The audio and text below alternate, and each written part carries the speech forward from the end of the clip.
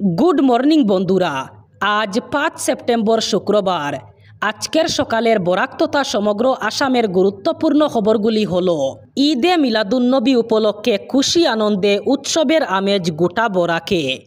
আজ বিশ্বনবীর জন্মদিন উপলক্ষে সাজো সাজো রব গোটা বরাকে। আজ ভোরবেলা থেকেই বরাক উপত্যকা জুড়ে উদযাপিত হচ্ছে ঈদে মিলাদুন্নবী। বরাক উপত্যকার নানা প্রান্তে বের হয়েছে জুলুসে মুহাম্মদীর শান্তি মিছিল। শিলচরেও জুলুসে মুহাম্মদীর শান্তি মিছিল বের হয়েছে। আর এই শান্তি মিছিলে মাইক অথবা সাউন্ড সিস্টেম ব্যবহারে নিষেধাজ্ঞা জারি করেছে উদ্যোক্তা কমিটি। আজ অত্যন্ত খুশি আনন্দে বরাক উপত্যকায় উদযাপিত হচ্ছে বিশ্বনবীর জন্মদিন। এবার সারা রাজ্যের 126টি সমষ্টিতেই চলবে উচ্ছেদ অভিযান। এক টুকরো মাটিও অচেনা লোকের হাতে থাকতে দেওয়া হবে না।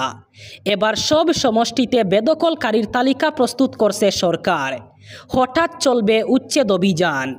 উচ্ছেদ অভিযান নিয়ে এই ঘোষণা করলেন মুখ্যমন্ত্রী ডক্টর হিমন্ত বিশ্ব শর্মা। উল্লেখ্য, রাজ্যে উচ্ছেদ অভিযান নিয়ে তীব্র আন্দোলন চলছে। এর মাঝেই গতকাল আবারও ভয়ঙ্কর ঘোষণা করলেন মুখ্যমন্ত্রী। তিনি বলেন, রাজ্যে কোনোভাবেই বন্ধ হবে না উচ্ছেদ অভিযান। বিরোধীরা যতই আন্দোলন করুক না কেন, রাজ্যে উচ্ছেদ অভিযান বন্ধ হবে না। উচ্ছেদ নিয়ে এই হুঁশিয়ারি দিয়েছেন মুখ্যমন্ত্রী।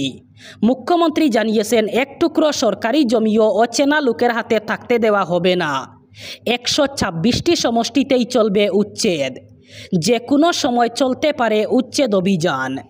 আবারও এক চাঞ্চল্যকর ঘটনা শ্রীভূমিতে। এবার অক্সিজেনের অভাবে মৃত্যু হলো মাত্র 8 মাসের এক শিশুর। শ্রীভূমিতে ঘটেছে এই করুণ ঘটনা। এই ঘটনায় পরিবার এবং স্থানীয়দের মধ্যে তীব্র ক্ষোভ দেখা দিয়েছে। ঘটনার বিবরণে জানা গিয়েছে, অক্সিজেনের অভাবে অ্যাম্বুলেন্সের ভিতরেই মৃত্যু ঘটে ওই শিশুর। মাত্র 8 মাসের শিশুর করুণ মৃত্যুকে কেন্দ্র করে তীব্র চাঞ্চল্য ছড়িয়েছে শ্রীভূমিতে। সরকারি অ্যাম্বুলেন্স না পেয়ে প্রাইভেট অ্যাম্বুলেন্সে স্থানান্তরের পথে ঘটে এই করুণ ঘটনা। শ্রীভূমি জেলার সিভিল হাসপাতাল থেকে শিলচর মেডিকেল কলেজ হাসপাতালে যাওয়ার পথে রাস্তার মাঝেই অ্যাম্বুলেন্সের মধ্যে অক্সিজেনের অভাবে মৃত্যু ঘটে ওই শিশুর। এই অভিযোগের ভিত্তিতে অ্যাম্বুলেন্সের চালক এবং অ্যাম্বুলেন্স সহ সবাইকে থানায় নিয়ে যায় পুলিশ। এই ঘটনার তদন্ত শুরু করেছে শ্রীভূমি পুলিশ। অসমে বিধানসভা নির্বাচনের দিন যত গনিয়ে আসছে, ততই রাজনৈতিক মহলে দলবদল, নতুন জোট এবং নানা কৌশলের আভাস মিলছে। তবে শাসক দল বিজেপি শুরু থেকেই পরিষ্কার করে দিয়েছে, তাদের লক্ষ্য একটাই, টানা তৃতীয়বার রাজ্যে ক্ষমতায় ফেরা। সেই লক্ষ্যে তারা শুধু পরিকল্পনাই করছে না, অনেক আগে থেকেই সংগঠন এবং জনমুখী কার্যক্রমের মাধ্যমে প্রস্তুতি শুরু করেছে। সাম্প্রতিক পঞ্চায়েত নির্বাচনে তাদের নজিরবিহীন সাফল্য যেমন আত্মবিশ্বাস বাড়িয়েছে, তেমনি অতীতের সব নির্বাচনে ধারাবাহিক জয়ও তাদের শক্ত ভিত গড়ে দিয়েছে। তবে বিজেপি এবার স্পষ্ট জানিয়ে দিয়েছে, 2026 সালের নির্বাচনে প্রার্থী বাছাইয়ে কোনো আপোষ হবে না। মুখ্যমন্ত্রী ডক্টর হিমন্ত বিশ্ব শর্মা নিজের দলের বৈঠকে বলে দিয়েছেন, প্রত্যেক বিধায়ক অথবা মন্ত্রীকে অগ্নি পরীক্ষায় অবতীর্ণ হতে হবে। জনগণের আস্থা এবং কাজের রিপোর্টই হবে পদপ্রার্থী বাছাইয়ের আসল ভিত্তি। বাঙালি হেনস্থা ইস্যুতে এবার পশ্চিমবঙ্গ বিধানসভার বিশেষ অধিবেশনে বেঞ্জির উত্তেজনা। অশান্তির মাঝে নরেন্দ্র মোদীকেই চোর বলে ফেললেন খুদ বিজেপির বিধায়করা। এমনই বিস্ফোরক দাবি বাংলার মুখ্যমন্ত্রী মমতা বন্দ্যোপাধ্যায়ের। তাদের এই কথা বলতে বারণ করলেন তিনি। ধিক্কার জানিয়ে বলেন, লজ্জা করে না, নিজেদের নেতাকে চোর বলছেন। গতকাল মুখ্যমন্ত্রী মমতা বক্তব্য রাখতে শুরু করা মাত্রই বাধা দেয় বিজেপি। মমতা বন্দ্যোপাধ্যায় স্পিকারকে বলেন, বিজেপি বিধায়কদের বলতে দেওয়া হোক। স্পিকার নির্দেশ দেন। তারপরেও বিজেপি বিধায়করা বক্তব্য রাখেননি, পরিবর্তে চিৎকার করতে শুরু করেন। বিজেপি বিধায়ক শঙ্কর ঘোষের নেতৃত্বে শুরু হয় হই হট্টগোল। দীর্ঘক্ষণ হই হট্টগোলের পর শঙ্কর ঘোষকে সাসপেন্ড করা হয়। মার্শাল ডেকে বের করে দেওয়া হয় তাকে। এরপর অগ্নিমিত্রা পালকেও সাসপেন্ড করা হয়। বিধানসভায় অশান্তির মাঝে মুখ্যমন্ত্রীর বক্তব্য শুরু করেন। চোর স্লোগান দেন মমতা। তিনি বলেন, মোদি চোর, বিজেপি চোর, বুট চোরের দল তোমরা। তোমরা মানুষকে অত্যাচারের দল, লুটেরার দল। দেশের পরিবর্তন চাই, বিজেপি হাটাও, দেশ বাঁচাও, তোমাদের জিরো করে দেব। দেশ বিক্রি করে দিয়েছ, লজ্জা করে না। বিজেপি বিধায়কদের উদ্দেশ্য করে এই কথাগুলি বলেন বাংলার মুখ্যমন্ত্রী মমতা বন্দ্যোপাধ্যায়। এবার প্রধানমন্ত্রী নরেন্দ্র মোদীকে মণিপুর রাজ্যবাসীর কাছে ক্ষমা চাইতে বললেন মণিপুরের ইনার মণিপুর লোকসভা কেন্দ্রের কংগ্রেস সাংসদ আঙ্গুমোচা বিমল আকৈজাম। এক বিবৃতিতে তিনি জানান, গত বছর থেকে চলা জাতিগত হিংসার ফলে সাধারণ মানুষ যে দুর্ভোগের মধ্যে পড়েছেন তার জন্য প্রধানমন্ত্রীকে দায় স্বীকার করে প্রকাশ্যে ক্ষমা চাওয়া উচিত। প্রধানমন্ত্রীর যদি একটুও লজ্জা থাকে তবে তিনি মণিপুরের জনগণের কাছে ক্ষমা চাইবেন। এই সফর যেন শুধুমাত্র প্রতীকী না হয়, বরং সাধারণ মানুষের যন্ত্রণা ও দুর্দশাকে স্বীকৃতি দেওয়ার একটি পদক্ষেপ হয়, এই দাবি করেন সাংসদ বিমল আকৈজাম। 2023 সালের মে মাসে মেইতেই এবং কুকি সম্প্রদায়ের মধ্যে ভয়াবহ জাতিগত সংঘর্ষ শুরু হয়, যাতে কমপক্ষে 260 জন প্রাণ হারিয়েছেন এবং হাজার হাজার মানুষ ঘর ছাড়া হয়েছেন। সেই ঘটনার পর প্রধানমন্ত্রী নরেন্দ্র মোদী এখনও পর্যন্ত মণিপুর সফর করেননি, যার কারণে বিরোধীরা বারবার তার সমালোচনা করেছেন। সম্প্রতি জানা গিয়েছে খুব শীঘ্রই প্রধানমন্ত্রী নরেন্দ্র মোদী মণিপুর সফরে আসবেন। 2047 সাল পর্যন্ত অসমে বিজেপি ক্ষমতায় থাকবে, এই দাবি করলেন অসম বিধানসভার উপাধ্যক্ষ ডক্টর নোমাল মুমিন। তিনি কংগ্রেসকে পচা ডিম আখ্যা দিয়ে বলেন, আগামী বিধানসভা নির্বাচনে কংগ্রেস সর্বোচ্চ 15টি আসন পাবে। বরিষ্ঠ বিজেপি নেতা মমিন আরও বলেন, বিজেপির নির্বাচনের জন্য আলাদা করে কোনো প্রস্তুতির দরকার নেই। আমরা দলের জন্য 365 দিন কাজ করি। প্রতি মাসে রাজ্যের প্রতিটি বুথে দলীয় কর্মীরা প্রধানমন্ত্রীর মন কি বাত শুনেন।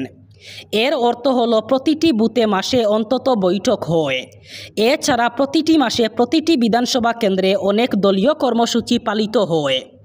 বুথ স্তরে, মণ্ডল স্তরে, জেলা স্তরে দলীয় কর্মসূচি লাগাতার চলছে। উপাধ্যক্ষ মমিন আরও বলেন, হাল আমলে কেন্দ্রীয় স্বরাষ্ট্রমন্ত্রী তথা প্রাক্তন বিজেপি সভাপতি অমিত শাহের উপস্থিতিতে গৌহাটিতে এনডিএর পঞ্চায়েত প্রতিনিধিদের এক সম্মেলন অনুষ্ঠিত হয়। এ কারণে বলছি, নির্বাচনের জন্য আমাদের আলাদা প্রস্তুতির দরকার নেই। আমরা সব সময় নির্বাচনের জন্য প্রস্তুত। কংগ্রেস সহ অন্যান্য আঞ্চলিক দলের দিকে আপনি তাকিয়ে দেখুন, ওরা সারা বছর ঘুমিয়ে থাকে, ওরা বছরে মাত্র 2-3 মাস জেগে থাকে। বিজেপি যদি পূর্ণ সংখ্যাগরিষ্ঠতা লাভ করে তাহলে ওরা ইভিএম জালিয়াতি, বুট চুরির অভিযোগ তুলে। বিজেপি কর্মীরা পিঁপড়ের মতো দিনরাত কাজ করেন। 2047 সাল পর্যন্ত রাজ্যের ক্ষমতায় বিজেপি থাকবে। 2026 কেন, 2047 সাল পর্যন্ত অসমে বিজেপি ক্ষমতায় থাকবে। বুট চুরি বিতর্কের মাঝেই বিহার বিধানসভা নির্বাচন নিয়ে বড় ঘোষণা। বিহার বিধানসভা নির্বাচনের সম্ভাব্য সময়সীমা নিয়ে গুরুত্বপূর্ণ তথ্য উঠে এসেছে। নির্বাচন কমিশন সূত্রে জানা গিয়েছে, চলতি বছরের অক্টোবর মাসের প্রথম অথবা দ্বিতীয় সপ্তাহের শুরুতেই বিহার বিধানসভা নির্বাচনের দিনক্ষণ ঘোষণা করতে পারে নির্বাচন কমিশন। এর আগে বিশেষ সংক্ষিপ্ত সংশোধন প্রক্রিয়া অথবা এসআইআর হালনাগাদ ভোটার তালিকা প্রকাশ করা হবে। সূত্রের খবর, নভেম্বরে নির্বাচন অনুষ্ঠিত হতে পারে এবং তা 2 অথবা 3 দফায় করা হতে পারে। সম্ভবত ছট পূজার পর থেকেই রাজ্যে ভোট গ্রহণ শুরু হবে। ভোট গণনার সম্ভাব্য সময় 15 থেকে 20 নভেম্বরের মধ্যে রাখা হয়েছে এবং 22 নভেম্বরের আগেই গোটা নির্বাচনী প্রক্রিয়া সম্পন্ন করার পরিকল্পনা রয়েছে। বর্তমানে বিহার বিধানসভায় মোট 243টি আসনের মধ্যে এনডিএ জোট অর্থাৎ বিজেপি, জেডিইউ, এলজেপি মিলিয়ে রয়েছে 131টি আসন। এর মধ্যে বিজেপির 80টি, জেডিইউয়ের 45টি এবং হামের 4টি ও 2 জন নির্দল বিধায়কের সমর্থন রয়েছে। অন্যদিকে বিরোধী ইন্ডিয়া জোট রয়েছে 111টি আসনে, যার মধ্যে আরজেডির 77, কংগ্রেসের 19 এবং সিপিআইএমএলের 11টি। সিপিআইএম-2 এবং সিপিআইয়ের 2টি আসন রয়েছে। এবারের নির্বাচনে এনডিএ চাইছে আবার ক্ষমতায় ফিরতে, আর বিরোধী জোট চায় নীতিশ কুমারের সরকারকে উৎখাত করতে। এবার বরাক উপত্যকার 3 জেলার আজকের আবহাওয়ার খবর। আজ 5 সেপ্টেম্বর শুক্রবার বরাক উপত্যকার 3 জেলায় গরমের সম্ভাবনা। আজ শিলচর কাচারে সর্বোচ্চ তাপমাত্রা থাকবে 35 ডিগ্রি সেলসিয়াস এবং সর্বনিম্ন তাপমাত্রা থাকবে 26 ডিগ্রি সেলসিয়াস। শ্রীভূমি করিমগঞ্জে আজ সর্বোচ্চ তাপমাত্রা থাকবে 34 ডিগ্রি সেলসিয়াস এবং সর্বনিম্ন তাপমাত্রা থাকবে 26 ডিগ্রি সেলসিয়াস। হাইলাকান্দি জেলায়ও আজ সর্বোচ্চ তাপমাত্রা থাকবে 35 ডিগ্রি সেলসিয়াস এবং সর্বনিম্ন তাপমাত্রা থাকবে 26 ডিগ্রি সেলসিয়াস। আজ বরাক উপত্যকার 3 জেলায় তীব্র গরমের সম্ভাবনা। এই ছিল আজকের সকালের গুরুত্বপূর্ণ খবরগুলি। ভিডিওটি অবশ্যই লাইক করবেন এবং চ্যানেলটি সাবস্ক্রাইব করবেন।